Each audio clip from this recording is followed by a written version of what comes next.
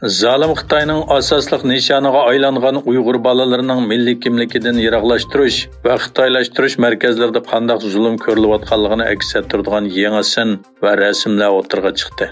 Xitoy ijtimoiy aloqa tur bekatlarida tarqatilgan bir qancha sin ko'rinishida yatoqliq maktab uslubidagi xitoylashtirish markazida tutib turilayotgan begona Uyg'ur bolalaridan Xitoy o'qituvchisi sannalik deb so'ragan.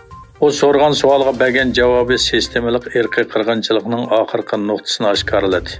Ko'rinishlarda bir Xitoy o'qituvchisining 10 necha Uyg'ur bola qamalgan markazlarning birida savol so'rayotganligi ko'rsatilgan. Uyg'ur bolalari "Sen nalik?" degan savolga "Men jungoliq" deb javob bergan.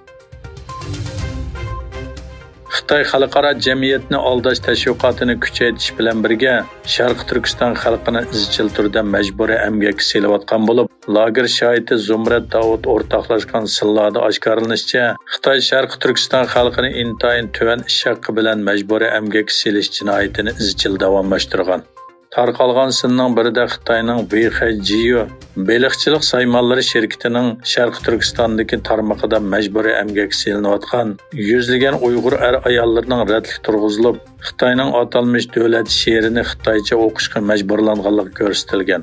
Ularning o'xshash ish formasi kiyib, askarcha tizilib, naqshi etishi qattiq tuzumda boshqarilgan turmadagi jinoyatchilarni asıltadigan bo'lib, ig'ir vositalar bilan kontrol qilinayotganligini ko'rsatib bermoqda. Yana bir sında majburiy emgakka selinayotgan Uyg'urlarning beliq qarmoqi yasayotganligi, ig'ir vazifa topshirib olgandek jiddiy mashg'ulot qilayotganligi ko'rsatilgan. Angliyadagi muofizachi to'rining 15 mart kuni xabar qilishicha, Angliya Tashqi ishlar ministrligi 2022-yili davlat bexatarligini ko'zda tutib, Xitoydan keladigan olim, tadqiqotchi va o'quvchilarni tarixda eng ko'p qitim rad qilgan. 2016-yili rad qilingan odam 13, 2020-yili rad qilingan odam 128 bo'lgan bo'lsa, 2022-yili rad qilingan odam biroqla 1104 odamga yetgan. Buning ichida Xitoydan kelmoqchi bo'lgan 839 o'quvchi, 265 tadqiqotchi olim bor ekan. Xabarda ko'rsatilishicha, buning sababi Angliya hukumatining Xitoy bilan bo'lgan fan-texnika aloqasida tutgan qattiq pozitsiyasi ekan. Angliya istixborot 5-boshqarmasi Xitoyning Angliyadagi jasuslik harakatlarining ko'payib qolganligini ma'lum qilgandan keyin, Angliyadagi asosli tadqiqot o'rinlari Xitoyga ishini taqagan.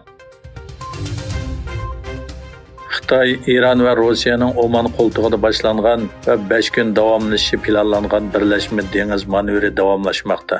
Xitoy Davlat Mudofaa Ministrligining bayonotida manevrning 3 davlatning dengiz armiyasi amaliy hamkorligini kuchaytirib, rayon tinchligi va muqimligiga aktiv kuch qo'shadiganligi ko'rsatilgan.